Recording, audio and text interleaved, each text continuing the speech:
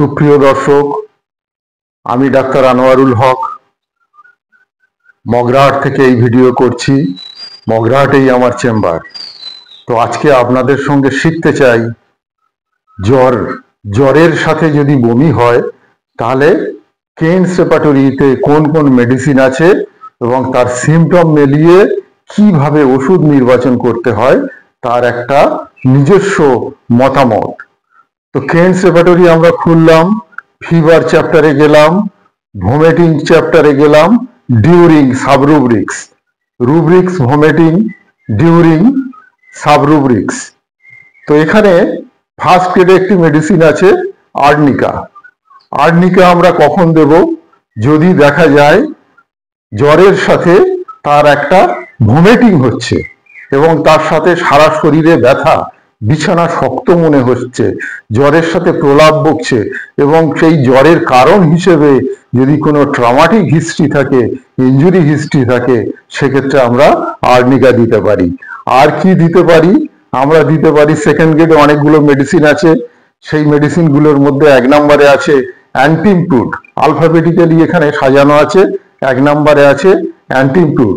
তো অ্যান্টিমটুড আমরা কখন দেব? যখন দেখা যাবে যে রুগী প্রচন্ড হট পেশেন্ট, তার গরমে সবকিছুতে বাড়ে, সূর্যের আলোতে বাড়ে, সে টক খেতে ভালোবাসে, খিটখিটে মেজাজের, তার মুখের জিভে একটা সাদা প্রলেপ আছে, এরকম ক্ষেত্রে আমরা অ্যান্টিমটুড দিলে জ্বরের সাথে বমির সমস্যায় খুব ভালো কাজ করবে। তো এরপরের মেডিসিন আছে আর্সেনিক। কিন্তু আর্সেনিক আমরা কখন দেবো? জ্বরের সাথে যদি বমি থাকে, এই রকম কনকমিনেট সিমটম যদি থাকে, তাহলে তার সাথে অন্যান্য সিমটম মিলিয়ে আমাদের ওষুধ নির্বাচন করতে হবে। আর্সেনিক আমরা কখন দেব? যদি জ্বরের সাথে দেখা যায় তার প্রচন্ড পিপাসা আছে এবং সেই পিপাসা ঘন ঘন কম পরিমাণে জল খাচ্ছে, তার একটা বার্নিং থার্স্ট আছে, রোগী মেন্টালি ফ্যাস্টিডিয়াস, খুঁতখুঁতে, তার সারা শরীরে একটা অস্থিরতা আছে, সারা মনে একটা অস্থিরতা আছে, একটা দৈহিক দুর্বলতা কাজ করছে এবং সে দুর্বলতার জন্য নড়াচড়া করতে পারছে না। এরকম পরিস্থিতিতে তার যদি দেখা যায় কোনো বিষাক্ত খাবার খেয়ে তার শরীরের সমস্যা হচ্ছে, সেক্ষেত্রে আমরা জ্বরের সাথে যদি বমি থাকে সেক্ষেত্রে আমরা আর্সেনিক দিতে পারি। তারপরের মেডিসিন আছে ক্যামোমিলা। ক্যামোমিলা আমরা কখন দেব? যদি দেখা যায় রুগী প্রচন্ড রাগী, রাগের কারণে তার নানা রকম সমস্যা তৈরি হচ্ছে, এত রাগী যে জিনিসপত্র ছুঁড়ে ফেলে দিচ্ছে, শিশু রাগী, বড়রাও রাগী এবং বয়স্কদের মধ্যেও এই রাগ লক্ষ্য করা যায়। অর্থাৎ ক্যামোমিলার পেশেন্ট প্রচন্ড রাগী হয়। রাগের সাথে যদি দেখা যায় প্রচন্ড জ্বর এবং জ্বরের সাথে বমি, জ্বর এলেই বমি, বমি হলেই জ্বর, এরকম যদি সিমটম থাকে সেক্ষেত্রে আমরা ক্যামোমিলা দিতে পারি। এরপরের মেডিসিন ল্যাকেসিস। ল্যাকেসিস জ্বরের সাথে বমি যদি থাকে, ল্যাকেসিস আমরা ভাববো কখন? যদি দেখা যায় রুগী লুজ পোশাক পরতে ভালোবাসে, তার পেটের কাপড় আলগা করে দিতে চায়, সারা শরীরের কাপড় খুলে ফেলতে চায়, গলায় কোনো টাইট জিনিস টাই পরতে পারে না, তার যদি দেখা যায় সমস্যাগুলো অন্যান্য সমস্যা বাম পাশে বৃদ্ধি পাচ্ছে, সেক্ষেত্রে আমরা ল্যাকেসিস দিতে পারি। এছাড়াও আরো কিছু সিমটম ল্যাকেসিসের আছে যেগুলো মিলিয়ে নিলে খুব ভালো হয়। যেমন তার প্রচন্ড সাপের ভয়, সাপের স্বপ্ন দেখে, এইরকম একটা সমস্যায় তাকে আমরা ল্যাকেসিস দিতে পারি। পরের মেডিসিন আছে নাক্সভূমিকা। নাক্সভূমিকা আমরা কখন দেব? কোন পেশেন্টকে দেব?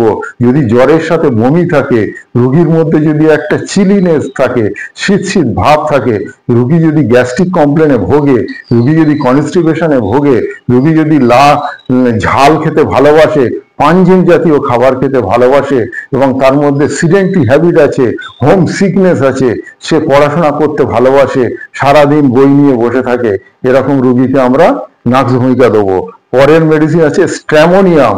জ্বরের সাথে যদি বমি থাকে এবং বমিতে যদি জ্বরের সঙ্গে যদি প্রলাপ বকতে থাকে, নানা রকম কথা বলছে, নানা রকম মেন্টাল ইলিউশন তার মধ্যে ক্রিয়েট করছে, সে নানা রকম খারাপ কথাও বলতে থাকছে, ভালো কথা বলতে থাকছে, কখনো রিলিজিয়াস টকিং করছে, কখনো ল্যাসিভিয়াস টকিং করছে, এরকম ক্ষেত্রে তার মধ্যে যদি একটা স্ট্যামারিং এর হিস্ট্রি থাকে ছোটবেলা থেকে, তাহলে তার ক্ষেত্রে জ্বরের সাথে বমিতে আমরা স্ট্র্যামোনিয়াম দিতে পারি। ভেরেট্রাম অ্যালবাম আমরা কখন দেব? লাস্ট মেডিসিন জ্বরের সাথে বমি কেন্স রেপার্টরিতে ভেরেট্রাম আমরা কখন দেব?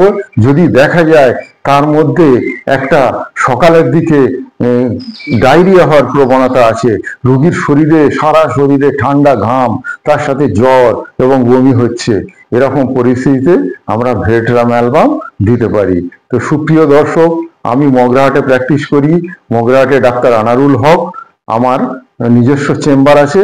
তো এই ভিডিওটি যদি আপনাদের ভালো লেগে থাকে তাহলে লাইক করুন, সাবস্ক্রাইব করুন, যদি ভালো না লাগে ডিসলাইক করুন।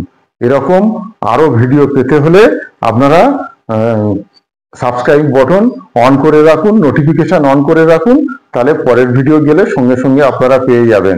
তো আজকের আপনাদের অসংখ্য ধন্যবাদ শেষ পর্যন্ত ভিডিওটি দেখার জন্য।